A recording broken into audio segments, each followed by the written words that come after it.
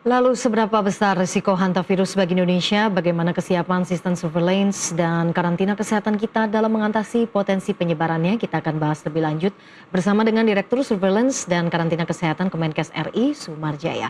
Pak Jaya, selamat pagi. Pagi Mbak Ellen, Pak pagi Jaya, terima pemirsa kasih sudah semuanya. bergabung. Kita bahas soal temuan kasus hantavirus di Indonesia. Kemenkes sendiri mengatakan bahwa ini jenis virusnya, variannya tuh berbeda dengan apa yang ditemukan di kapal pesiar MV Hondius. Mungkin bisa dijelaskan Bapak, ini perbedaannya seperti apa dan juga seberapa serius ini hantavirus ini? Ya, makasih Mbak Ellen. Jadi memang saat ini sedang ramai dibicarakan ya terkait kasus penyakit virus hanta ini tadi yang saya sampaikan oleh Mbak Ellen di MP Hondius ya, itu menjadi isu global jadinya. Nah, secara klinisnya itu ada dua tipe sebenarnya.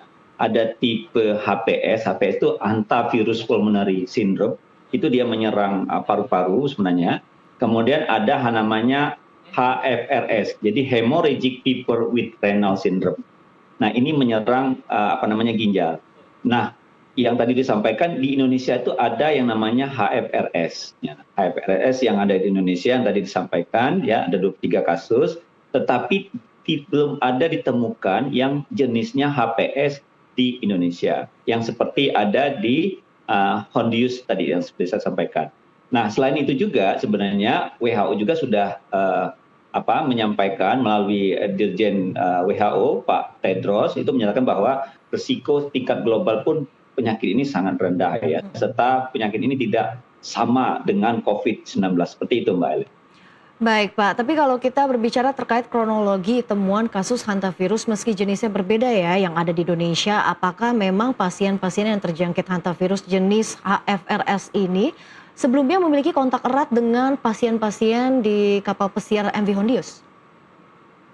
Oh tidak, Hmm. jadi tidak sama sekali. Jadi sebenarnya ya yang 23 itu yang ada di Indonesia ya, yaitu ditemukan di tahun 2024, di mana kita memang Kemenkes itu telah melakukan transformasi ya, ada 6 pilar dan pilar ketiga itu bagaimana sistem ketahanan yang kita bangun. Nah, surveillance kita perkuat. Nah, pada sebenarnya di tahun 91 sudah ditemukan sebenarnya kasus hantavirus ini pada manusia jenis HFRS tadi yang saya katakan. Ya, tetapi kita memang sudah kita tadi saya sampaikan surveillance kita perkuat sejak lakukan transformasi kesehatan, maka kita membuat sistem ini dalam pengawasan penyakit-penyakit re-emerging ataupun emerging ini namanya, itu kita awasi baik dari global maupun dari dalam sendiri seperti itu. Oke baik, pasien-pasien di Indonesia yang saat ini masih terjangkit hantavirus sejauh ini seperti apa perkembangan pemulihannya Pak? Ya, jadi yang 20 itu sudah sembuh semua sebenarnya, tidak ada lagi, jadi sudah sembuh semua, yang tadi 3. Nah 3 itu juga sebenarnya itu kan karena faktor komorbid ya, jadi ada co-infeksi, tapi sebenarnya leptospirosis. Jadi gini, penyebabnya kan sebenarnya reservoir tikus ya Mbak Ellen ya. Jadi tikus itu ya kalau di Indonesia kan banyak sekali, dan jenis tikus pun banyak, belasan sebenarnya ya. Nah tikus ini dia membawa bakteri, bisa juga membawa virus. Nah, virusnya tadi yang ada di kita yaitu HFRS yang menyerang ginjal ya. Persis sama seperti lepto. Makanya kita memang mewaspadai hantavirus ini sudah tahun 2024 kita masuk dalam program surveillance aktif ya di dalam pengawasannya. Baik, bagi pasien-pasien yang komorbid begitu ya Pak, ketika terjangkit tipe hantavirus HFRS ini, apakah ada implikasi yang juga menjadi risiko untuk kesehatan yang di kemudian hari? Sebenarnya kalau ada namanya komorbid penyakit virus apapun bisa berisiko ya Mbak Ellen ya. Tapi intinya adalah kita selalu melakukan surveillance ketat. Jadi artinya surveillance itu kita lakukan baik di wilayah dan juga pintu masuk. Pintu masuk itu ya seperti di pelabuhan, bandara gitu ya, lintas batas negara itu yang kita lakukan.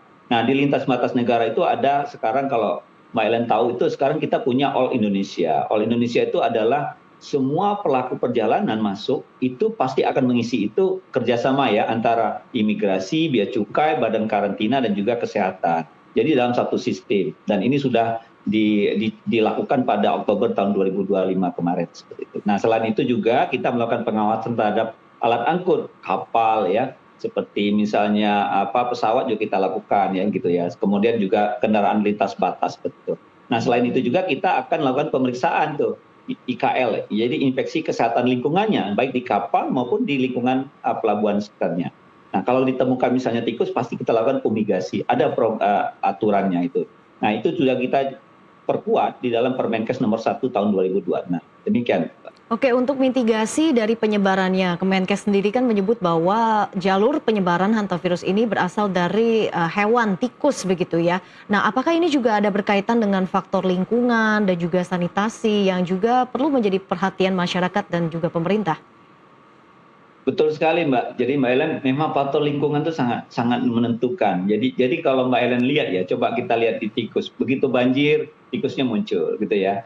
Kemudian kalau ada tikus mati, kita buang sembarangan. Nah, ini perlu kita lakukan kerjasama dengan lintas sektor, bagaimana kita ya memberikan edukasi, komunikasi masuk komunikasi risiko. Jadi kalau kita kan coba lihat, misalnya kalau banjir nggak pakai sepatu boot banjirnya. Jadi kan kalau peluang-peluang itu kan faktor risiko buat kita ya manusia terhadap penularan melalui virus Hanta melalui tikus ini. Jadi sebenarnya penularan melalui tikus ini ada 3 cara ya, Mbak.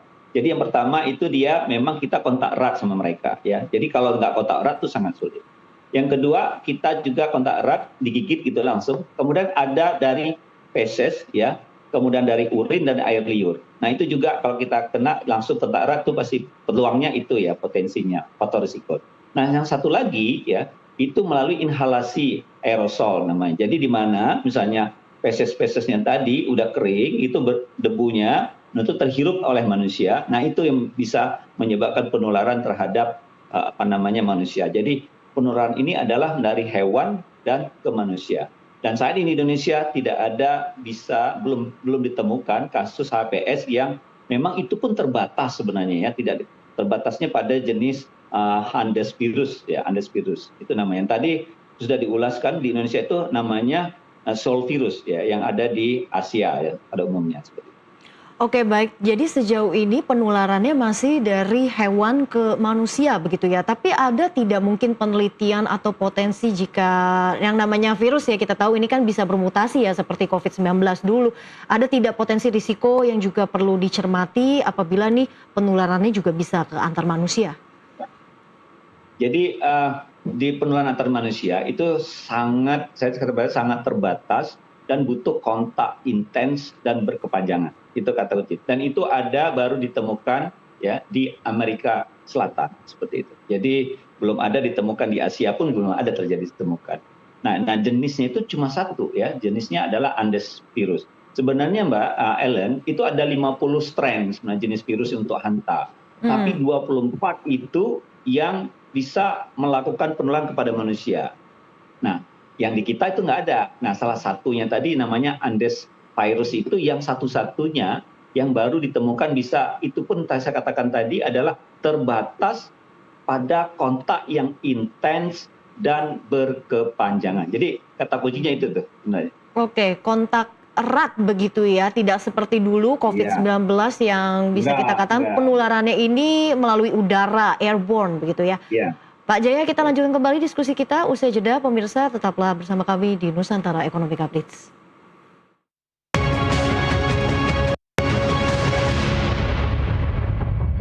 Terima kasih Anda masih bersama kami pemirsa, dialog bersama Direktur Surveillance dan Karantina Kesehatan Kemenkes RI, Sumar Jaya. Kita lanjutkan kembali. Pak Jaya, kita masih membahas soal hantavirus ini. Nah, ada tidak mungkin gejala yang perlu masyarakat pahami ya? Karena kan memang ini gejalanya cukup mirip-mirip dengan penyakit yang pada umumnya dialami oleh kita semua ya. Baik itu demam, kemudian sesak napas.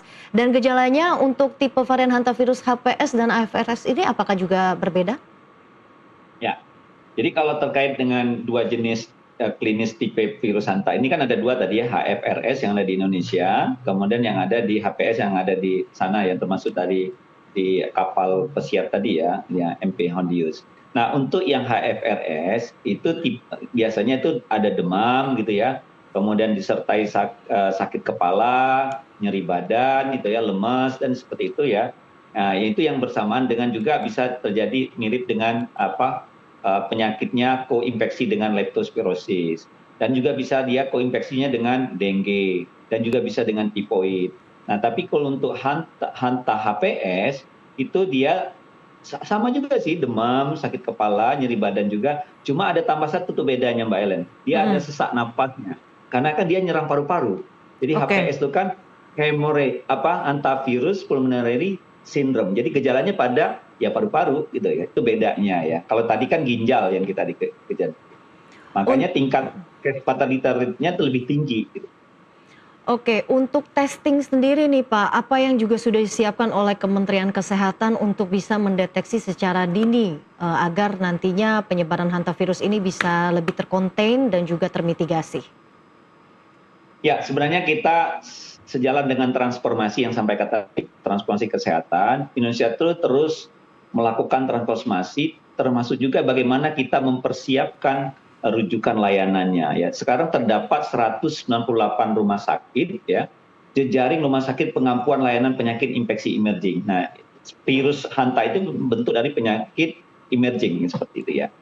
Kemudian di laboratorium kita sudah punya, Pak. Jadi saat ini kita di biokes, ada di laboratorium regional itu semua bisa kita pemeriksaannya. Dan pemeriksaannya itu melakukan melalui PCR.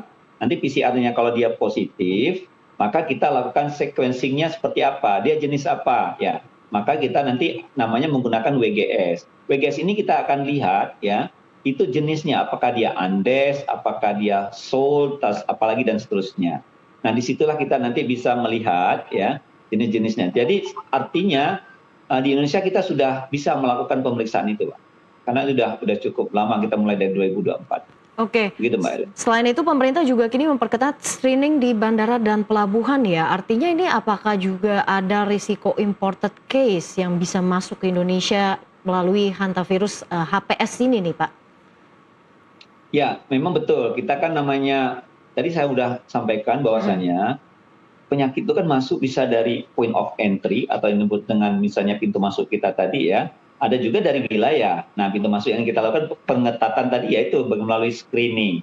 Satu, kalau sistemnya pakai All Indonesia tadi sistem, dia nanti ada warnanya apakah dia negara pergi terjangkit atau tidak, itu warnanya kuning. Kalau dia berjala warna merah. Nah, kalau itu bisa kita lakukan tindak lanjut seterusnya. Itu ada tata laksananya ada. Nah, kemudian yang kedua, kita juga punya sistem SKDR, sistem aplikasi untuk melihat ya, melakukan pemantauan data apapun kita masuk di sana ya, termasuk di pintu masuk tadi. Tapi bukan itu saja, kita sudah menggunakan ini sistem kewaspadaan dini ini, sistem ini di seluruh puskesmas di Indonesia ya, ada 10.416 di seluruh rumah sakit di Indonesia juga ya, termasuk swasta, ada 1.500 swasta yang ikut di dalam ini sistem pelaporan ini. Supaya mengapa kewaspadaan ini itu penting buat kita. Jadi ada dua, di pintu masuk dan juga di wilayah.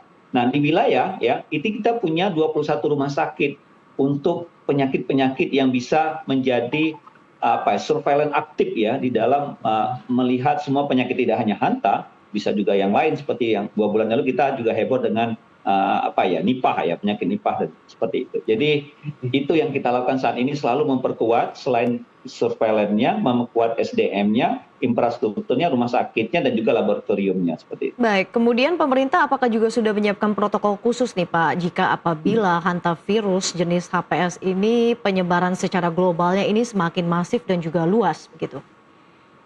Ya, sebenarnya dari Undang-Undang 17 tahun 2003 itu sudah kita buat statement terkait penyakit-penyakit emerging, kemudian diteruskan di Undang-Undang PP 28 ya, dan terus saat ini kita sudah keluarkan, terbitkan Permenkes nomor 17 tahun 2026, Permenkes nomor 1 tahun 2026 tentang penanggulangan KLB wabah.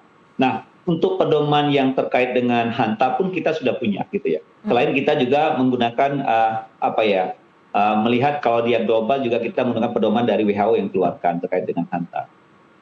Nah, dari WHO sendiri sebetulnya sudah ada tidak ya vaksin untuk bisa artinya menyembuhkan begitu hantavirus jenis HPS ini? Jadi kalau vaksin sampai saat ini belum ada ya. Jadi baik jenis HPS maupun HFRS. Ya, jadi cara treatmentnya seperti apa? Ada dua cara yang kita gunakan treatmentnya. Bagaimana melihat, jadi treatmentnya suportif dan simptomatik.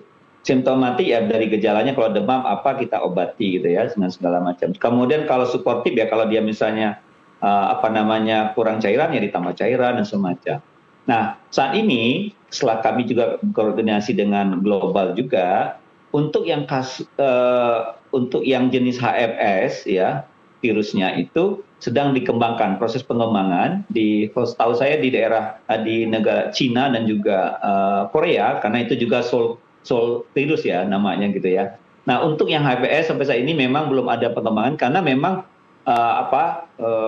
mungkin butuh apa namanya sampel yang banyak dan segala macam itu butuh waktu. Jadi memang sampai saat ini kami terus berkoordinasi ya untuk yang pengembangan untuk mendapatkan seperti apa untuk bisa dapatkan antivirus atau vaksinnya ya. Tapi sejauh ini yang kita tahu belum ada dan proses pengembangan Mbak Ellen. Oke, masih proses pengembangan untuk vaksinnya sendiri ya Pak, tapi sudah keburu timbul kekhawatiran di antara masyarakat bahwa ini apakah bisa menjadi pandemi lagi seperti COVID-19 begitu. Bagaimana tanggapan Kementerian Kesehatan dan juga pesan-pesannya untuk masyarakat agar tidak panik begitu? Ya, pertama kami sampaikan untuk masyarakat tetap tenang. Yang kedua, ini berbeda sekali dengan COVID. Kalau COVID kan dia memang human to human, jadi penularannya manusia ke manusia. Nah ini kan karena melalui vektornya. Nah yang ketiga, kita harus tetap berperilaku hidup bersih dan sehat. Bagaimana supaya rumah jangan sampai ada tikus, misalnya gitu ya. Kalau banjir ya, kita pakai sepatu, boot dan segala macam. Kemudian ya jaga kebersihan lingkungan. Jadi intinya seperti itu dan hindari yang terakhir, hindari dengan kontak erat dengan reservoirnya itu tikus. Mungkin itu Mbak. Baik, tadi kan kita juga membahas soal isu lingkungan ya yang akhirnya ini bisa menyebabkan potensi ancaman penyakit-penyakit baru nih. Untuk Kementerian Kesehatan sendiri melihat ke depannya apakah memang kita dihadapkan dengan berbagai ancaman penyakit dengan penularan yang begitu cepat seperti ini Pak?